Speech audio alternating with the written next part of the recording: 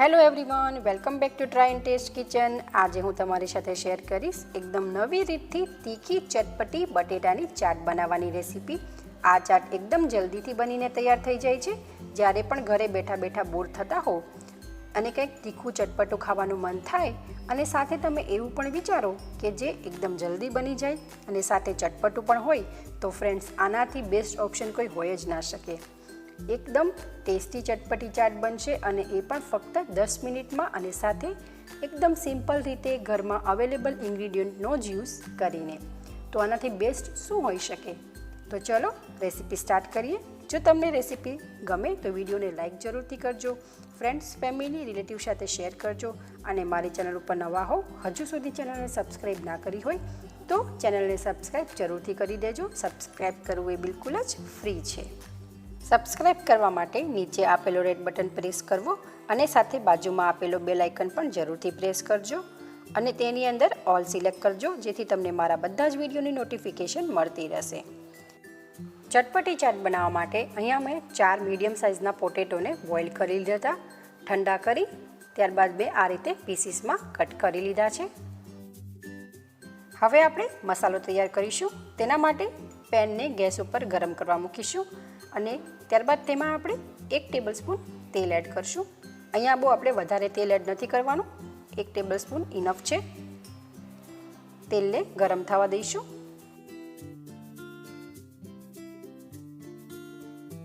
તેલ ગરમ થઈ જાય ત્યારબાદ આપણે તેમાં 1/4 ટેબલસ્પૂન જીરું એડ કરશું।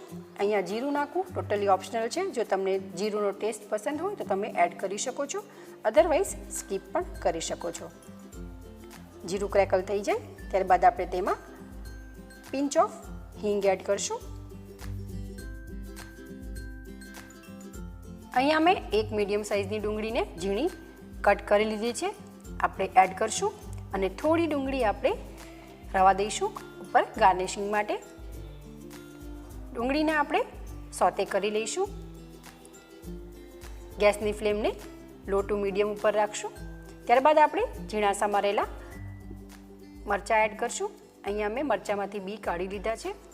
તમે જેટલું સ્પાઇસી ખાતા હોય એના બેઝ ઉપર તમે મરચું એડ કરી શકો છો।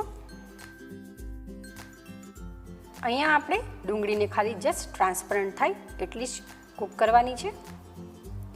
1 મિનિટ બાદ તમે જોઈ શકો છો ડુંગળી ટ્રાન્સપરન્ટ થઈ ગઈ છે। હવે આપણે ટમાટર એડ કરશું। અહીંયા મેં 1 મીડિયમ સાઇઝનું ટમાટરને ફાઇનલી ચોપ કરી લીધું છે।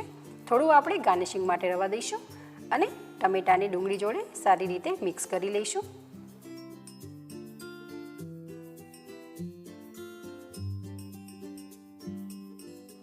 હવે આપણે મસાલા એડ કરીશું। તેમાં સ્વાદ અનુસાર મીઠું એડ કરશું। મીઠું અહીંયા મેં થોડું એડ કર્યું છે બિકોઝ આપણે પછી પાછળથી પણ મીઠું એડ કરશું।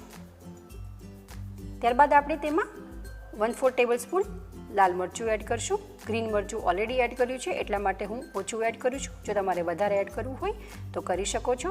અને ત્યારબાદ આપણે 1/4 ટેબલસ્પૂન ધાણા જીરું પાવડર એડ કરી મિક્સ કરી લઈશું।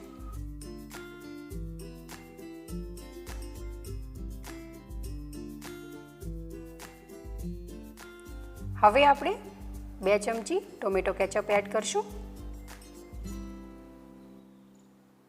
અને મિક્સ કરી લઈશું।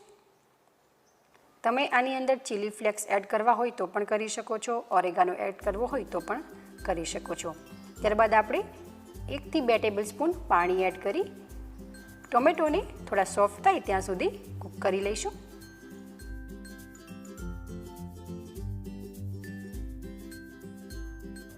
ચાટ માટેનું આપણું મિક્સર બનીને તૈયાર છે। હવે આપણે ગેસની ફ્લેમને બંધ કરી દઈશું અને મિક્સરને આપણે બોઇલ પોટેટોના બાઉલમાં એડ કરી દઈશું।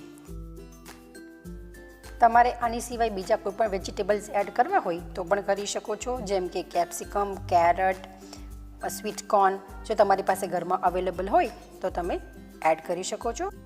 હવે જેના વગર ચાટ અધૂરી છે એવો ચાટ મસાલો 1/2 ટેબલસ્પૂન એડ કરશું। ત્યારબાદ આપણે બ્લેક સોલ્ટ એડ કરશું, 1/4 ટેબલસ્પૂન એડ કર્યું છે। ત્યારબાદ આપણે ઝીણી સમારેલી ધાણા ભાજી એડ કરશું અને 1/4 ટેબલસ્પૂન લાલ મરચું એડ કરશું। બધું જ આપણે એકદમ સારી રીતે મિક્સ કરી લઈશું। તમારે આના સિવાય બ્લેક પેપર પાવડર એડ કરવો હોય તો પણ કરી શકો છો.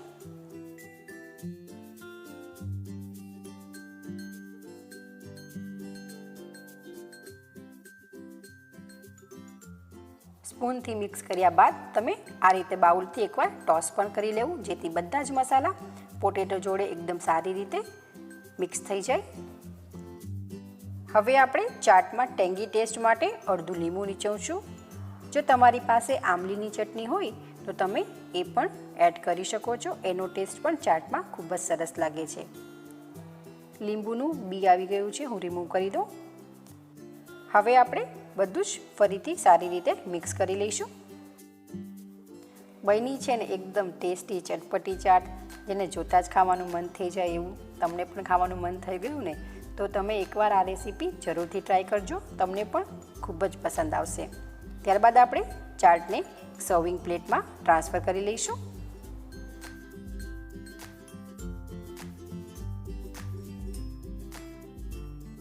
હવે આપણે જે ડુંગળી બચાવીને રાખી હતી એ થોડી આપણે એડ કરી દઈશું ઉપર.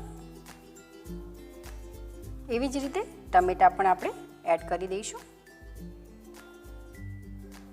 તમે આ ચાટને આ રીતે સિમ્પલ પણ ખાઈ શકો છો, એટલી જ ટેસ્ટી લાગશે. પણ અહીંયા હું પાણીપુરીની પૂરી એડ કરું છું. આ પાણીપુરીની પૂરી પણ મેં ઘરે જ બનાવી છે. મેંદાનો અને બેકિંગ સોડાનો યુઝ કર્યા વગર એકદમ ક્રિસ્પી અને ફૂલેલી પાણીપુરી ઘરે બને છે. જો તમારે રેસીપી ચેક કરવી હોય તો હું લિંક ડિસ્ક્રિપ્શન બોક્સમાં અને આઈ બટન્સમાં આપી દઉં છું, તમે રેસીપીને ચેક કરી શકો છો. પૂરી એડ કર્યા બાદ આપણે થોડી નમકીન સેવ એડ કરશું.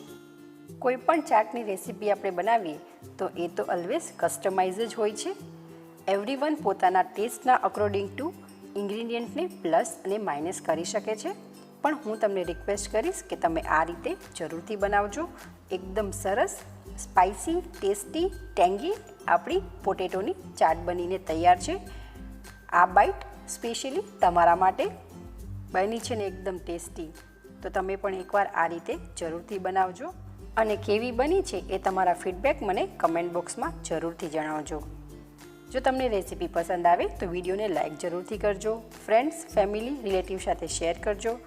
અને મારી ચેનલ ઉપર નવા હો, ચેનલને સબસ્ક્રાઈબ ના કરી હોય તો નીચે આપેલો રેડ બટન પ્રેસ કરી સાથે બાજુમાં આપેલો બેલ આઇકન પણ જરૂરથી પ્રેસ કરજો અને તેમાં ઓલ સિલેક્ટ કરજો, જેથી તમને મારા બધા જ વિડીયોની નોટિફિકેશન મળતી રહેશે. તો ચલો ફરી મળીશું એક નવી રેસીપી સાથે. Thank you for watching my video.